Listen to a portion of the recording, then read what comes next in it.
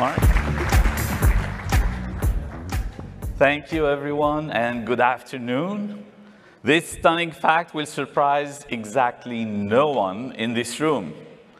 Healthcare accounts for 18% of US spending, and it is projected to reach 20% in just 7 years from today. For our workers' compensation system, medical services make up more than half of the benefit costs, and in some jurisdictions, more like 2/3. And as Donna shared, in some cases, it's more like 80 or 90%. So the cost of medical care is central to our work in workers' compensation. You heard earlier that medical severity had been running at about 2 to 3% a year historically, but has accelerated in 2024. And Stephen just shared with us that prices, not costs, have been running at 2%. We're here to tell you that you will know more if you know these 3 facets of workers' comp medical experience. First, and this will come as no surprise, how often do injuries result in a major surgery? Next, what makes major surgery episodes so resource intensive? And finally, beyond surgery services, what drives the amount of medical services required to treat an injured worker? Now, all of these questions can be summed up in one word and one word only: utilization. Together, we're going to see how answering these questions has impacted costs, and how making assumptions about changes in utilization can drive medical costs beyond simple extrapolation of historical trends. So what's utilization? That's a good question. We've shared different flavors of that over the last several years. Today, you will see a new composite utilization measure that NCCI has developed. This measure accounts for 80 to 90% of total medical costs. It includes physician or professional services, and recall that includes physical therapy. Second, hospital inpatient admissions. We defined types of admissions last year. You've got the ICU type, the surgical, and then the ordinary. We now have a prescription drug utilization measure. It is based on the therapeutic class of the drug and the way the drug is consumed. And we also have a measure of relative utilization for hospital outpatient services and ambulatory surgical centers, or ASCs for short. You're going to hear plenty about ASCs today. So remember the ASCs. These include, of course, major surgery, emergency department visits, and others. Now, our measure does not include the medical supplies and equipment and some of the other services such as transportation and home health. We are working on additional features for a more comprehensive measure. The unique utilization measure that we're sharing with you today provides a way to add up utilization across medical types of services. The measure does not change over time or among jurisdictions. Here's why it's so valuable for you. One, it's a composite measure of medical utilization per claim. So for the actuaries out here in the audience, this means you'd be able to build utilization triangles. Woohoo! Yeah, right. I knew I could get a laugh out of that one. And forecast utilization just like you do costs. Enormously powerful, for sure.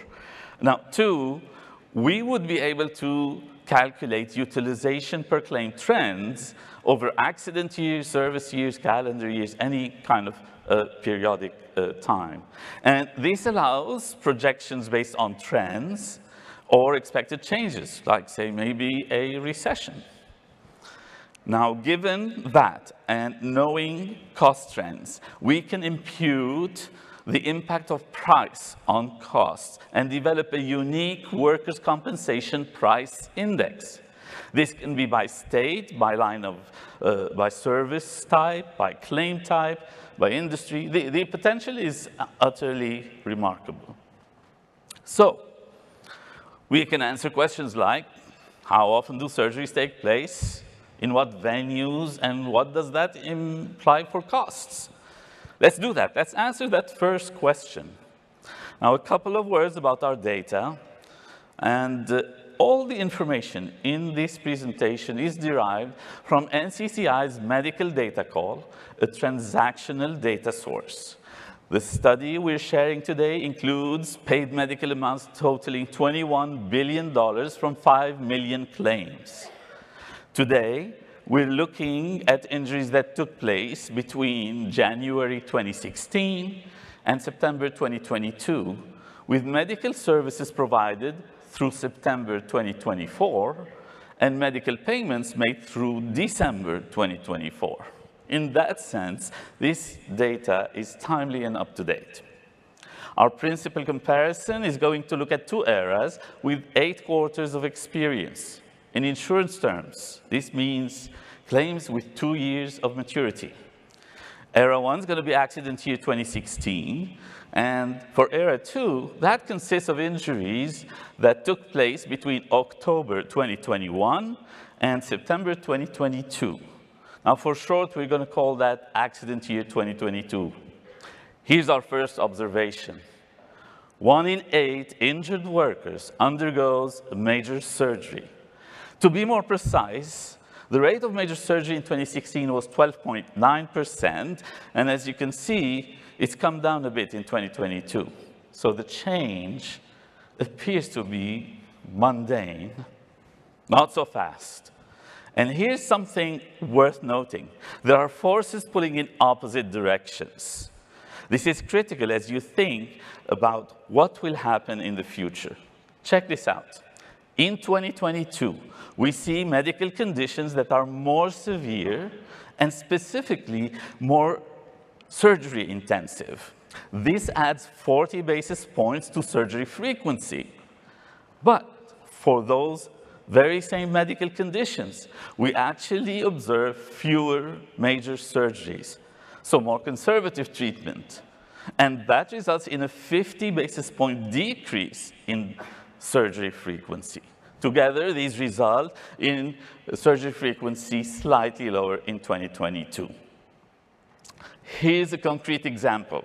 Considering injuries to the hand and wrist, other than carpal tunnel syndrome, injuries that are more likely to have a surgery, like a hand fracture, you see to the right, those have increased in number. Whereas minor injuries, have slightly decreased. Now, what about surgery rates? Well, those for the fractures, those injuries that are more severe, you can see, those have declined. So, putting the whole picture together for the hand and wrist, there are fewer claims with surgery in 2022 compared to 2016. A similar example is for the degenerative knee disease, one of the more severe knee conditions. For injured workers back in 2016, 8 out of 1,000 had this condition. 6 years later, it was 9 out of 1,000. By contrast, in 2016, the prevalence of surgery was 42%, and in 2022, that was down significantly. So again, more of these conditions, but less likely for a major surgery to take place. Now, this phenomenon is not true of all medical conditions. For example, for the rotator cuff tear, we see both the diagnosis for a medical condition has increased, but also the likelihood of surgery has grown as well. That is part of the power of this measure. It provides granularity that allows claims managers to be keyed in where your utilization matters most. So, how much does it matter if an injured worker has to undergo a major surgery? Mundane? No. The answer is a lot. On average, utilization in the first 2 years after injury for a worker with a major surgery is 12 times the medical utilization when there's no surgery. That's a big difference, 12 times. And yes, the difference in utilization lines up with the difference in medical expenditure. In fact, medical utilization for injured workers who undergo a major surgery makes up almost 2/3 of total utilization, even though only 1 in 8 injured workers undergoes the major surgery. So, what is it that makes these surgeries cases so resource intensive? Well, think of an injured worker's treatment that requires a surgery in 2 parts. First, the treatment associated with the surgery itself, and then the treatment apart from that episode. Our study finds that on average, the surgery accounts for more than 60% of medical resources. And that utilization reflects services by the surgeon and other professionals, as well as the facility where those resources, the resources for the surgery, where the surgery took place. So now what does that distribution look like? Facilities account for the lion's share. 75% of total resources for the surgical episode, which then begs the question, what kind of facility? Major surgeries can take place in a number of venues. A large share of the resources you see is provided in a hospital outpatient or an ambulatory surgical center, ASCs. Of course, some surgeries require the injured worker to be admitted into a hospital. Now, what you see here is the average utilization distribution for accident year 2022 as of December 2024.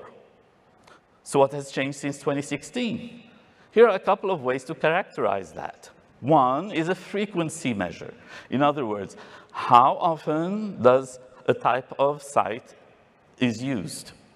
And two is a intensity measure, meaning how much utilization per visit or per stay. Now you're likely thinking, well, you know, there are fewer surgeries taking place in an inpatient setting. Well, that is a national trend. With advances in surgical technology, this change in venues is taking place. Now, there are some indications that this trend would continue. One CEO of a large player in the ASC space has characterized this saying, quote, "That shift in site of care is in the early innings," end quote. Okay, so what does the data show?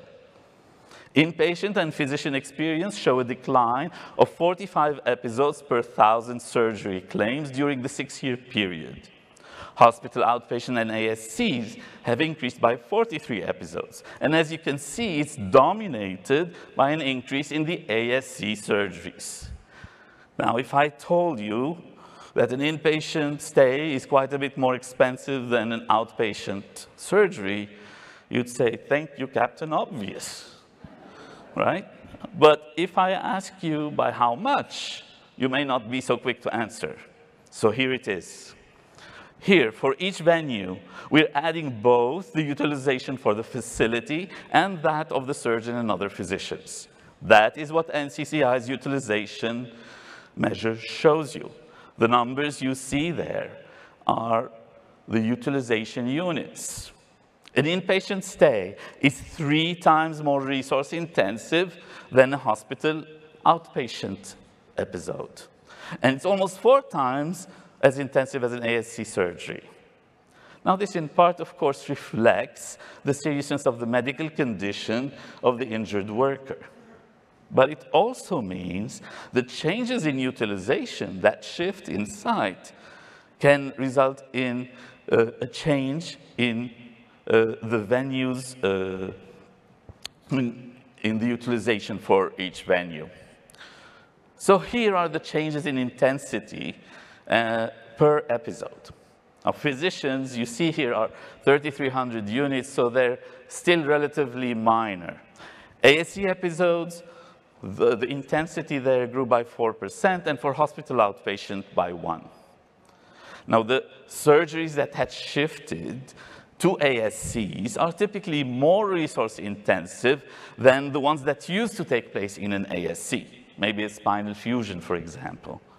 Now, that exerts upward pressure on the average intensity per visit. The same phenomenon occurs for hospital outpatient. Now, for inpatient episodes, the shift in site of care is for less resource-intensive surgeries, like maybe a knee or a shoulder replacement.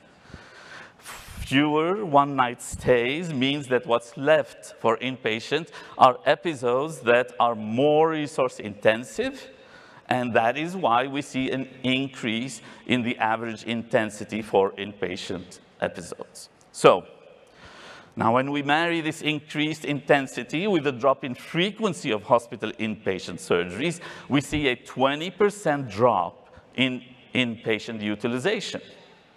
We see a similar phenomenon for paid costs. Here, paid costs per episode grew a lot more than the 11% increase in utilization, however, a whopping 36%. And so that translates into a more limited decrease in cost per claim.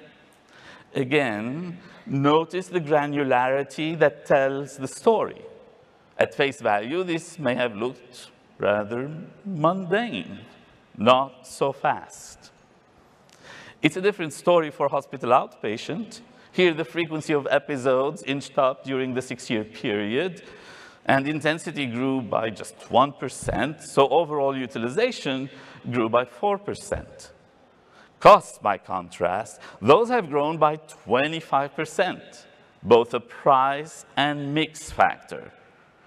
You see a more significant increase in ASC episodes, 8% during the 6-year period. The intensity grew by 4% for overall utilization increase of 12%.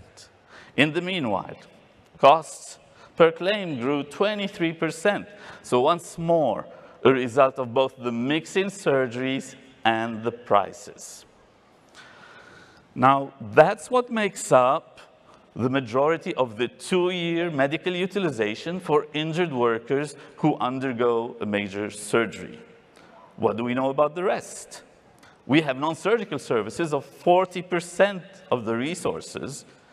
That is in large part physician services and prescription drugs.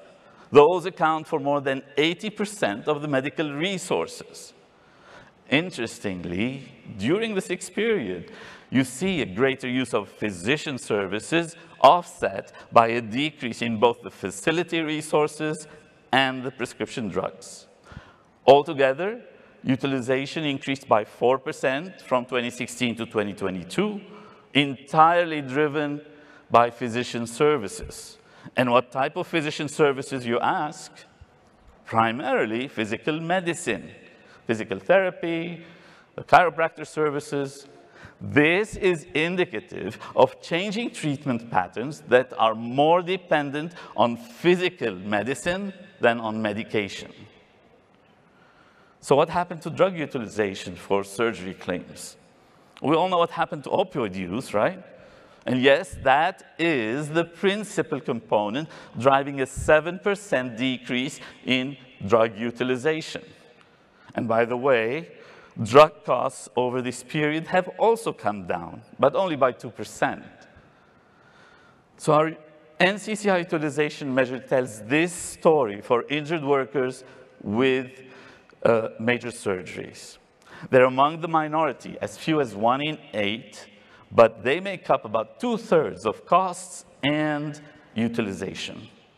Second, major surgery saw a shift from an inpatient setting, most notably to ambulatory surgical centers. And beyond surgery, physical medicine utilization makes up the principal share of medical services. And finally, drug utilization is down due to opioid management. Now, you'll hear more about that during the session. If not opioids, then what tomorrow? All right, so that's for major surgery claims. Now, most injured workers, in fact, 7 out of 8, do not endure this arduous road of major surgery. Here we find that about 70% of medical utilization is for physician services. Now, for these workers, we see a smaller share of medical utilization for prescription drugs, about 5 to 6%. Overall, utilization is up by a mere 2% during the 6-year periods. It sounds very mundane. Not so fast. Facility utilization is down by 10%. This includes injections, other minor procedures, and emergency department use. In fact, emergency department use has dropped during the 6-year period by a lot. Now, perhaps more effective triage assists in directing injured workers to a physician's office rather than a hospital when appropriate. We'll hear more about claims management during our upcoming panel discussion here. Physician utilization, however, we see that that's grown by 8%, and the main driver of the increase, you guessed it, physical medicine, to the tune of 21%.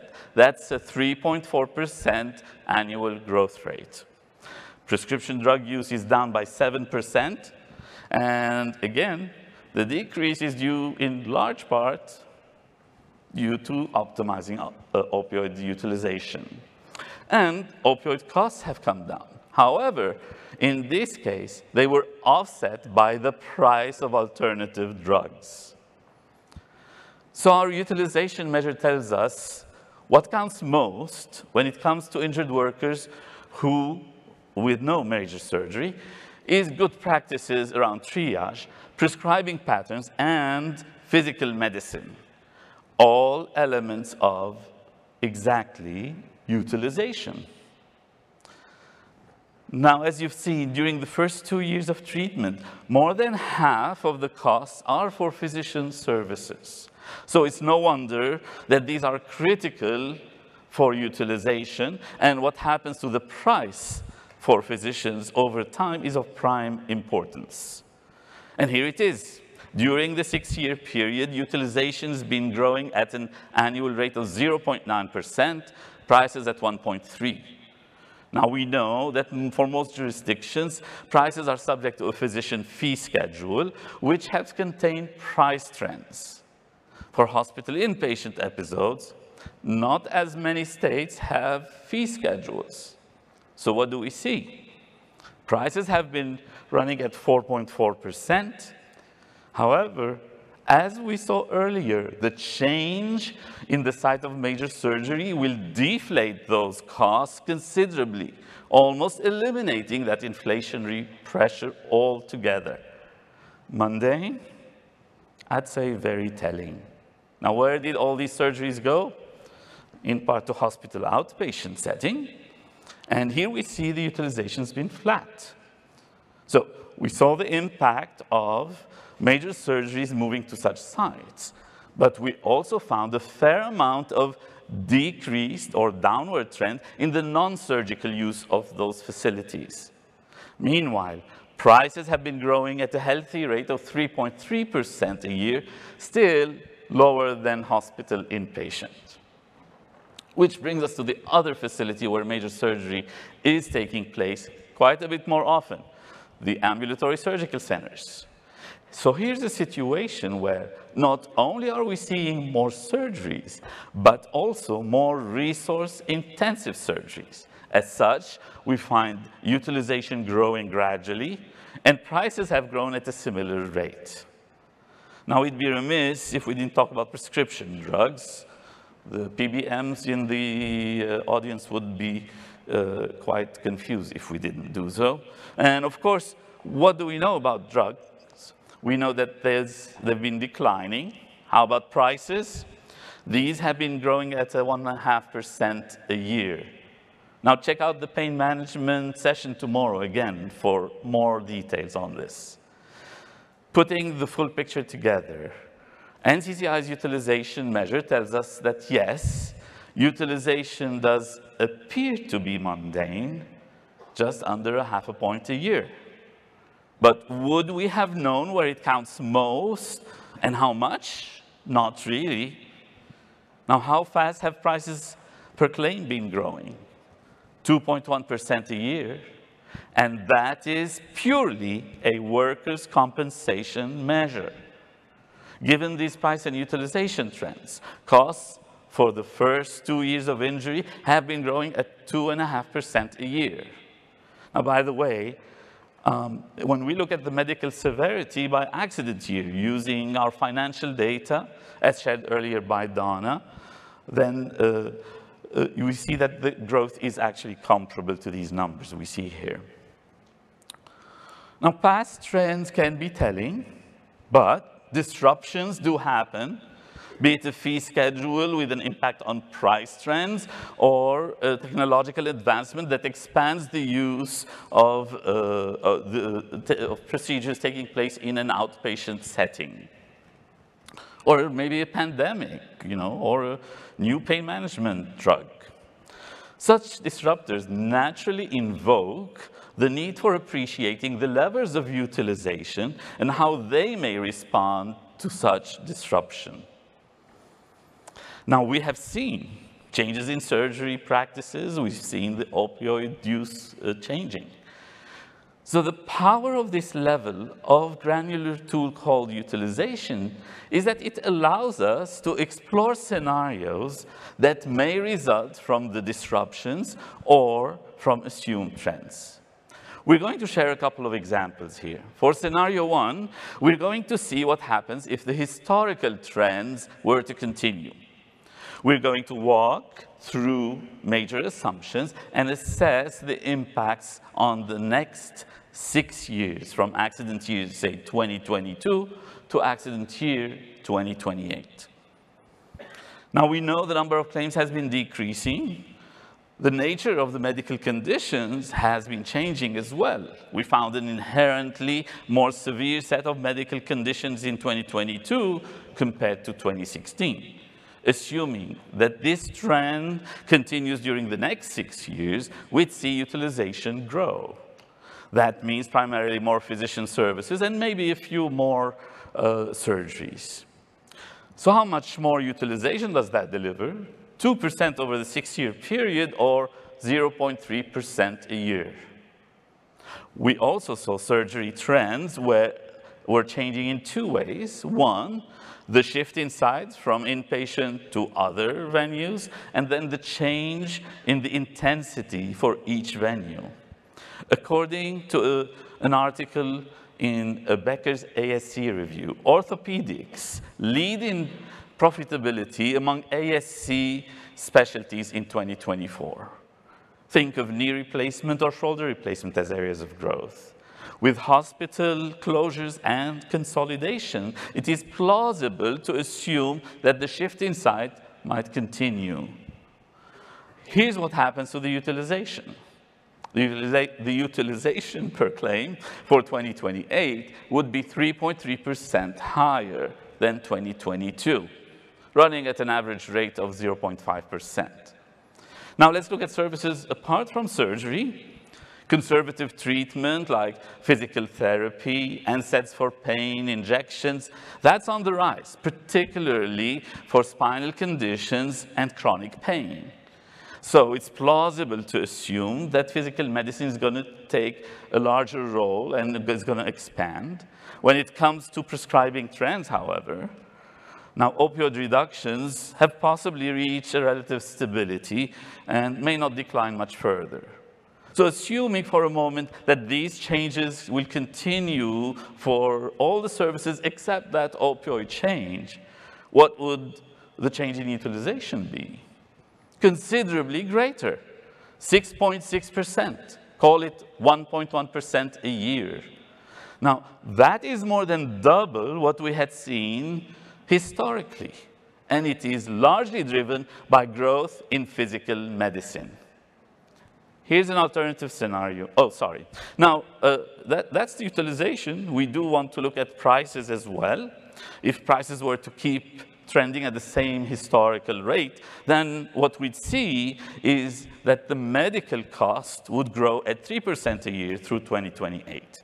So this first example tells us, assuming continuing trends, we would find utilization taking a much larger share of the cost changes. An alternative scenario. Key utilization assumptions are as follows. Assume the mix in claims continues, and let's also assume that the surgery rates for each of the medical conditions continue to change. Perhaps the shift in major surgery is halted by regulation. Now, this happened recently when initially the Centers for Medicare and Medicaid, they allowed several procedures to take place in an outpatient setting, only to reverse course a year thereafter. And let us suppose that changes in physician services were to accelerate, essentially expanding conservative treatment and beyond the changes we had seen historically. For prices, let's presume that those are going to grow faster. For example, let's see, maybe a hospital inpatient growing at 4.5%, ASC and outpatient at 3.5%, and physicians at 3% a year. Under scenario 2, we see a utilization increase of 1.7% per year and prices growing at 3.2%, which add up to a growth in medical cost per claim of 4.9% a year for the period 2022 through 2028. Two sets of assumptions with different outcomes, all using this new utilization tool. So, is the medical cost conundrum solved? Perhaps not completely, but one thing for sure is we're better equipped to unscramble it. The granular level of information derived from this additive utilization measure we shared with you today expands the toolkit for managing claims and achieving effective means for the injured worker's recovery. Projecting medical expenditure requires not only changes in the price of medical services and commodities, but also the type of medical services in demand, physical therapy, surgery, and where these services are delivered. In an emergency room, maybe not so much, physician's office, or maybe at home. How often, and then finally, how often these services are delivered. That is what the measure of utilization provides. These levels of utilization are also a function of the types of medical conditions that result from the injuries. The NCCI utilization measure we shared with you today is a beta version. Once fully implemented, it will provide us a more complete view of the underlying micro-trends that impact medical severity. Knowing cost and utilization trends allows us to construct price indices by type of industry, by an excess layer, a state. The possibilities are remarkable. Now, I've previously said price is only half the story, and what this body of work has revealed is that, in fact, price is a large part of the story. But it certainly is not the full story. With practically the same historical trends, we've demonstrated the increased impact of utilization on workers' comp costs. And as Donna shared earlier today, the accident year 2024 medical severity increase of 6% is in part a result of an increase in medical utilization. So I'll leave you with this final thought. If it looks too mundane, it likely is not. Thank you.